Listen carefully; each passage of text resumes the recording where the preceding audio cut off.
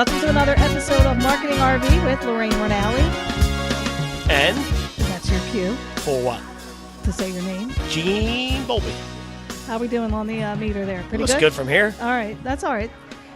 People will tell you to turn me down probably. No, I don't think so. You don't think so? No. Good, because I'm amped today. He's always, you really are today, a little more so. He's got a camera that he's trying to hook up. One of these days, this is going to be like a real podcast with video and everything like that. Well, wait, a real podcast isn't video. That's true. This real already podcast, is a podcast. Yeah, duh. Let me take that Get your back. shit together, Rinaldi. Watch your mouth, Volpe. All right. So there's your RV, Rinaldi and Volpe. We told you last time that we were going to get Adam Garson, our IP lawyer. There's kids in the house tonight. On the show, and he is so gracious to come be a part of this shindig. I hope he's not regretting it as he sits here and watches the shenanigans try to unfold. Can I tell you something about attorneys? What's that? They make me very, very nervous. And that's good because we're making him nervous with our equipment. With our equipment. Yeah, I got my 1980s Yeah, but we can't go to here. jail for our equipment.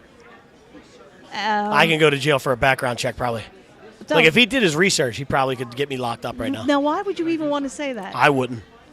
Oh, come on. No, I'm just teasing. Oh, yeah, there was that story you shared about the keg and putting a gun hole in it or There's something. There's no guns in any of my stories. There was something. Private message me for details on that story.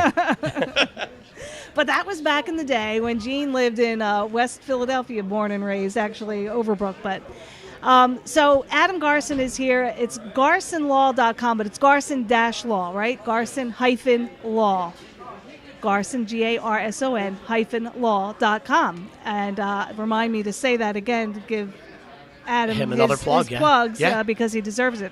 So we brought Adam on the show because we were talking about intellectual property in terms of content. Gene and I both put out a lot of content, as do many people who are listening to the show, and we want to know how protected it is on the internet, because in this world where you can grab anything and everything from the internet, who owns the rights? What's to say, and how many cases are out there? So I'm going to give my mic to Adam, and I know you have some pertinent questions. You know I do, and while you're handing that over, I'm just going to say a couple things. So first of all, welcome to the show. Thank you. Pleased to be here. Well, that's right now. Let's see how it goes in 15 minutes. I'll let you know. So actually, she's talking. I'm really thinking about some of this stuff because I really didn't think about the IP portion of it before when we were talking about you on episode 4, I think, right? Was that episode 6? Okay. So episode 6, we kind of brought you up. We were talking a little bit of legality. So it is actually an interesting piece. So when I do some of my talks, I guess we can just start right here and just see where it goes. Okay. Well, how about we do this first? Why don't you tell me what's broad definition? So what do you do and what really is IP? Let's start there. Well, my practice specializes in intellectual property. Intellectual property consists of several different fields. They include copyright, trademark, trade secrets, and patents. Okay. And some other areas that don't need to be mentioned right here. Now, I do not do myself patent work. My partners do that. I concentrate my practice on trademarks and copyrights. Okay. When you talk about protecting content, what you're referring to is the law of copyright, because that protects original works of authorship, including things that you write. Anything that is fixed in a tangible medium is protectable by copyright. And so I think that's probably what we're going to talk, the majority of your answers to my questions that I think I have probably are going to go down that path. Okay. So I give talks a lot from a marketing perspective to different types of businesses, real estate agents, not really attorneys, but sometimes there's an attorney in attendance, mortgage brokers, that type of stuff. And the big question always that comes up, and I know I'm probably going to end up getting smacked for this, but I always tell people the internet is made, it's the antithesis of copyright. If I put something out on the internet, it's because I basically want you to steal it. I don't want you to take credit for it. I want you to use it and share it. So people always, the reason why I'm going down that path is people say to me, okay, what kind of content can I use, let's say, for my real estate business? Say anything that's out there. You have publications that specifically deal with real estate, Inman News, Realtor.com. You can take all that stuff and use it. You just got to give credit where credit's due, like plagiarism in school. If you say, hey, look what I wrote, and it's an Inman article, you're going to get in trouble. If you say, hey, I have thoughts on this article, and here's what they are, all credit due to Inman, I'm safe. Am I off base, or is that close? Slightly. Okay, I'm listening. Okay, the copyright law does not provide any particular security for things that are attributed to somebody else. Okay? So if you were to copy an article of mine and you put it on your website and you attributed it to me, you're still infringing my copyright regardless of the attribution because you've copied it. Interesting. All right, so wait, let's stop there because there's... Thank you. No, you're good. Okay. I'm going to try it. I'm not an IPA. Let me do Stella. Let me do a Stella. So people are getting a taste now on the podcast of my beer taste. They're out of the Sterling Pig, whatever that was that we were doing, and now they're giving me Stella Artois. So anyway, so I digress. So no, that makes sense to me. So, but let me break it down this way. I see what you're saying, and as a digital marketer, I wouldn't go through the trouble of taking your content, copying it, and putting it on my website. What I would do, though, is take the link from your website and share it. Is that okay? That is permissible. Okay. You could also quote small portions of my article, put it on your website, give me attribution, so it's ethical. Okay. And that would be what we call fair use. Okay. Now, typically, like people want to talk about when a guy like you gets called, right? So let's just say, for example, I went out and took an article from, you're familiar with Keller Williams. So Gary Keller, who's the CEO, writes this great article. I steal it, okay? For the most part, Gary Keller's never going to know that article's on my website because he doesn't know who I am or what I do. The minute I start making money on that or getting a lot of attention for the article that I stole, he may cease and desist me. So at what point do you get the phone call from somebody who feels like the copyright's been stolen or they feel like they have a case against somebody? How does that end up? Well, typically I get a call from somebody, and there are two situations. The first situation is that a client of mine has a work. It could be a photograph. It could be an article. Okay. Somebody else they've discovered is posting it on their website and calling it their own. Okay. Okay. They may not necessarily be making money off of it. Okay. But typically people don't like to have their work stolen regardless. Sure. Okay. The second situation is where a client has received a cease and desist letter for something that they have posted. Okay? Now, I'll give you a typical situation. I had a client once who runs a trade organization, okay?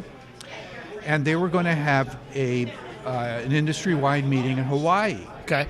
So in order to advertise the meeting, they created a brochure, probably a PDF, okay? And they found a really nice picture of some flowers and a garden in Hawaii. And they thought this was great. We're going to put this on there. So they put it on their PDF. They distribute it to their several thousand members. Okay. And they have the meeting. And then several months later, they get a cease and desist letter from the photographer who took the picture. Okay. And they come to me and say, "What do I do?" Well, you're going to have to cease and desist. No. Or get ready to fight it, right? Or fight it. Now, they threatened to sue and demanded several $1,000s. Okay. And the real question is, what's your defense? Right. And the guy says to me, "Well, I thought everything on the internet was free." Yeah. I said, "Well, you've learned the hard way." So interesting enough, I'm glad you're taking me down this road because I think it's a great segue to CCL. And so with everything that we do from just this podcast, let's say, right? So from this podcast perspective, we may have some copyrighted music at the beginning of this that we play, right?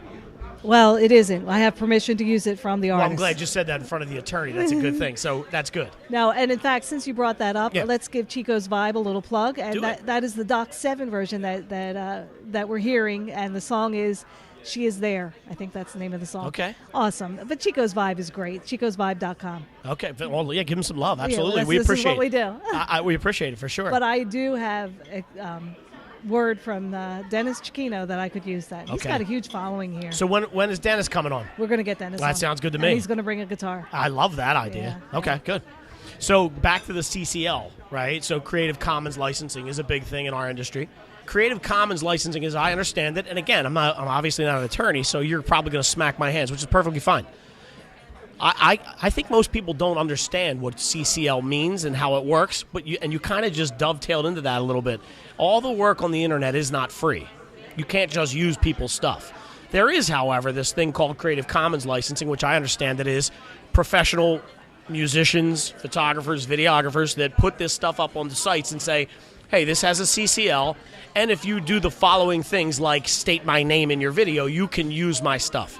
Can you dig into that a little bit further and tell me where the line ends and begins type stuff? Well, if you have a CCL license, so long as you conform to the terms of the license, you're permitted to post the items for whatever purpose. Okay. And the line is if you post the materials, whatever it is, photograph, article, and you don't give attribution, then you've breached the license and you could be sued. Okay. That's simply it. Does what we're talking about have anything to do with net neutrality? Are you familiar with net? No, it has nothing to do with Nothing. that. No. So, are you familiar with net neutrality? Yes. And then, so can you explain that to the listeners and your buddy Gene? Well, that's not exactly an area that I practice in. Okay. But as I understand it, net neutrality is a policy by which the internet service providers yes. provide access to the internet equally to all people, rather than giving preference to some who may be using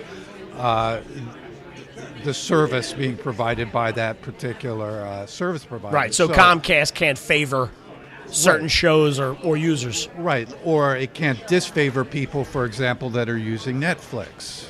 Oh, that's even better. Okay, so somebody who's using a competitive service on their network, right? Correct. Okay, and actually, now that after I said net neutrality, I realized that wasn't the road I wanted to go down. But there are actually there's talk right now about the government changing the rules on how things are shared on the internet. That's correct. So enlighten me on that one. Yeah, they're going backwards and not forwards.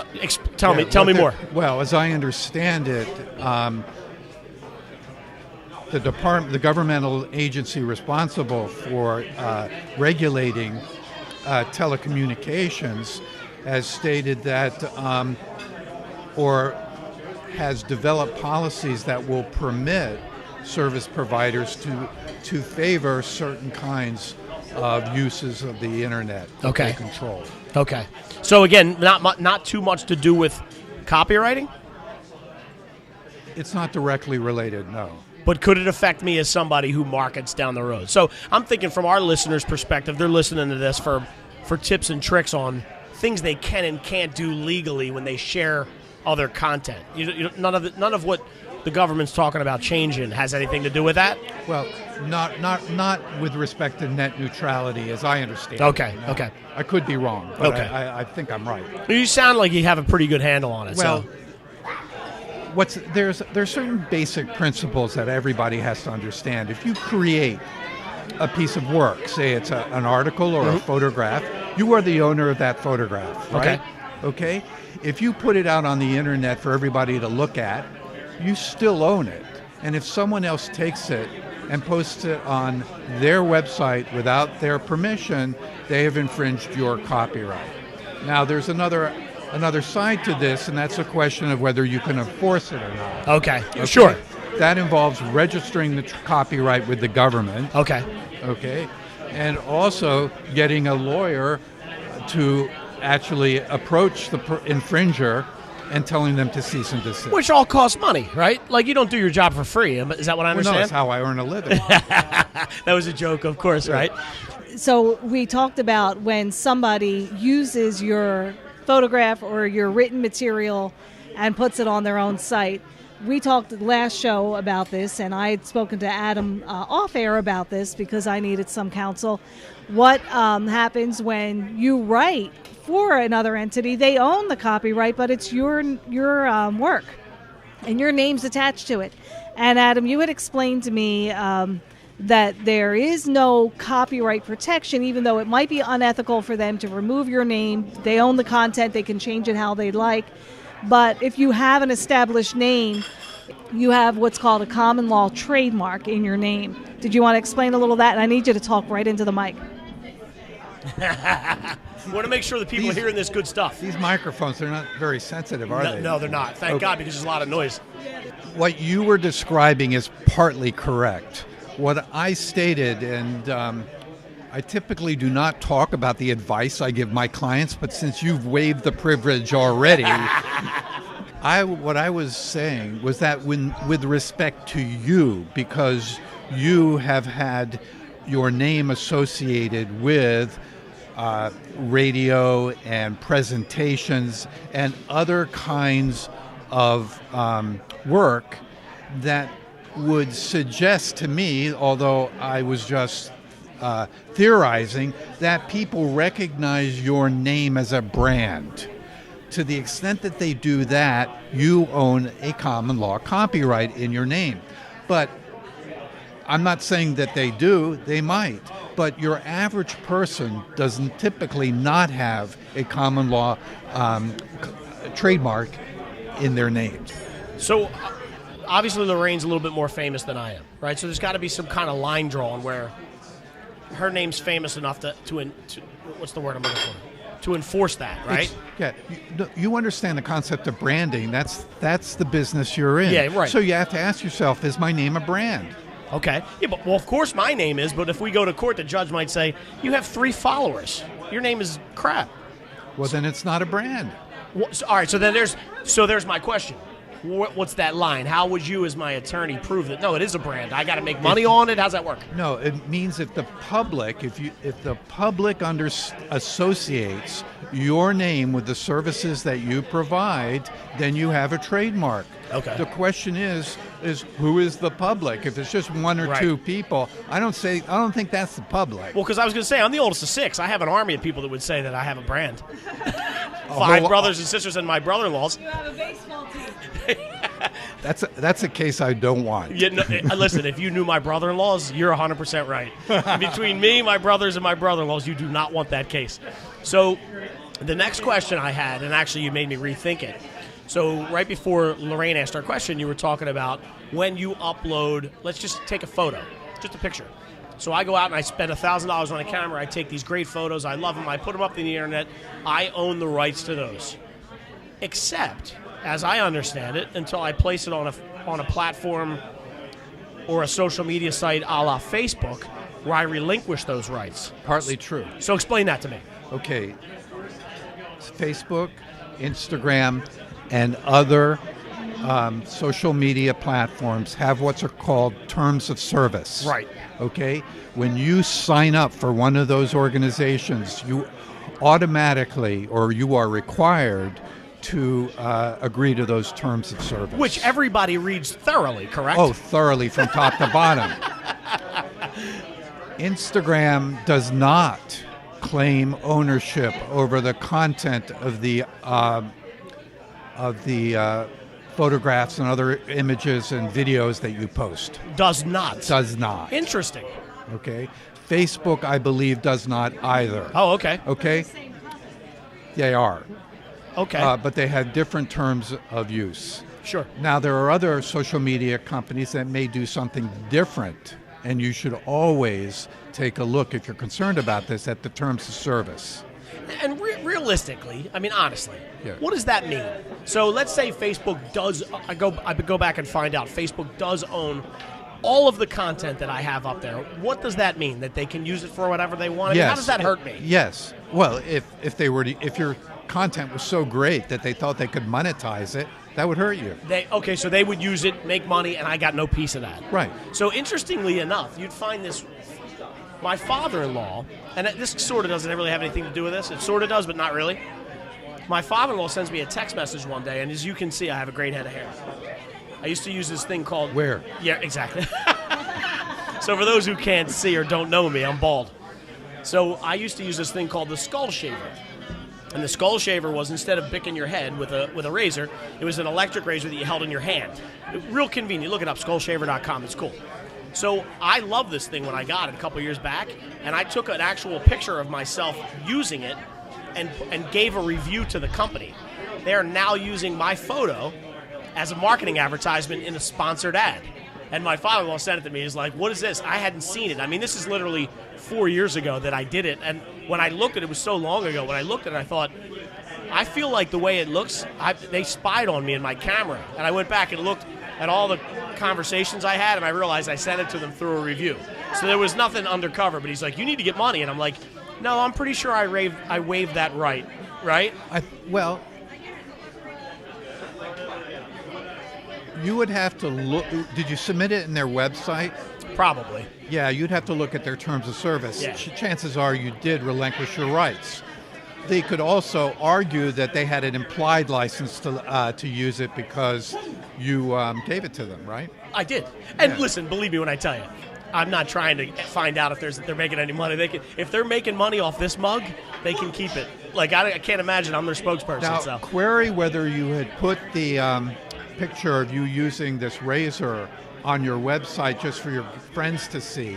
They saw it, identified the razor, took the photograph, and then used it to market.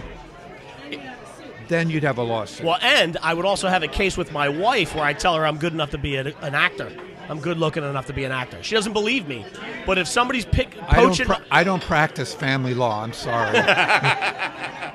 No, but it's interesting. And again, it's not something, but this whole IP copyright, it's a big thing. And I think as we move forward and things change as quickly as they are, and technology gets better, it's going to change faster.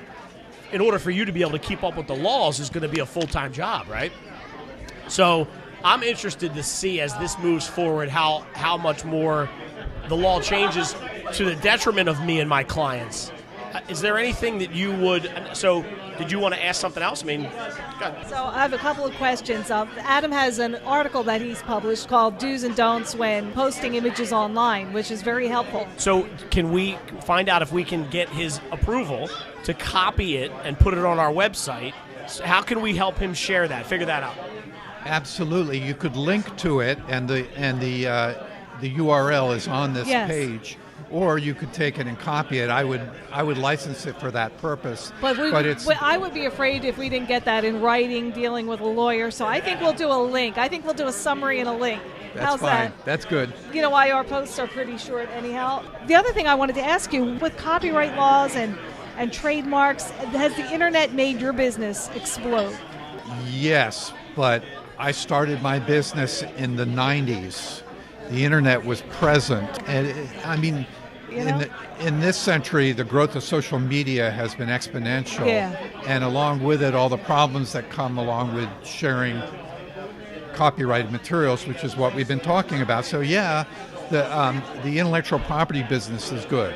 Okay. You know what? Back to the article. Let me just share, and Adam gives, there's 11 do's and don'ts, and he gives an explanation after each, but I love this. Do post your own pictures. Do post, quote, public domain images. Do link to images that you do not own. Do license images that you do not own. How do you do that? You will request a license. You request the license, so you have to ask, do the research before you post. Don't believe people who tell you that everything on the internet is free for the taking, Gene.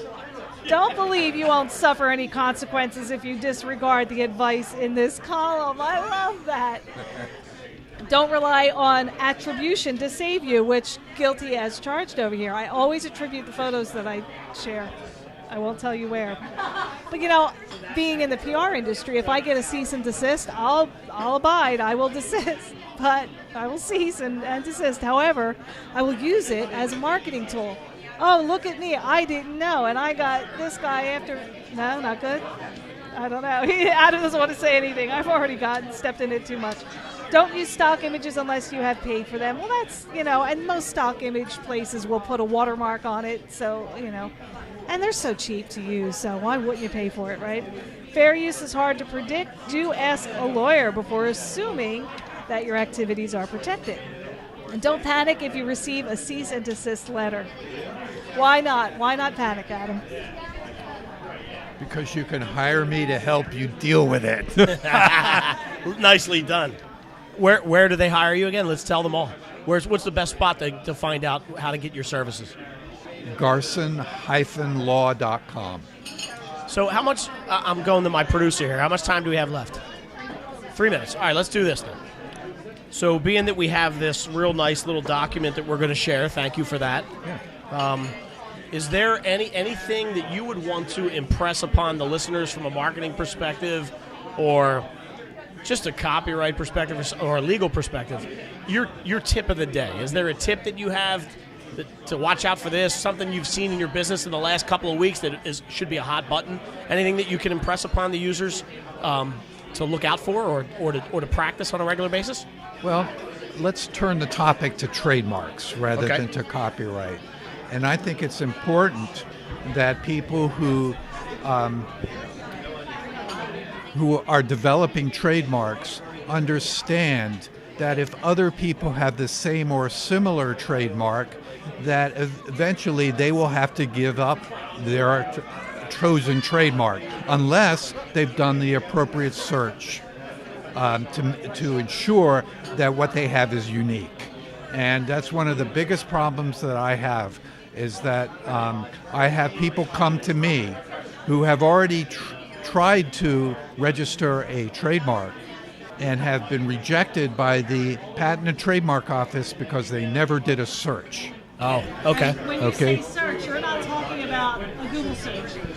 Well, I am talking about a Google search. That's a good first step. Okay. But you also have to understand that because I have a trademark for KAT, if you tried to trademark CAT, I'm going to come get you because they sound the same. Okay. So it's a little bit more complex than just looking for other people who are using the exact same trademark as you're using. Which is why it's important to hire somebody, if you think you have an idea, to go through that process for you, right? It's an excellent idea, and in the long run, it saves you money.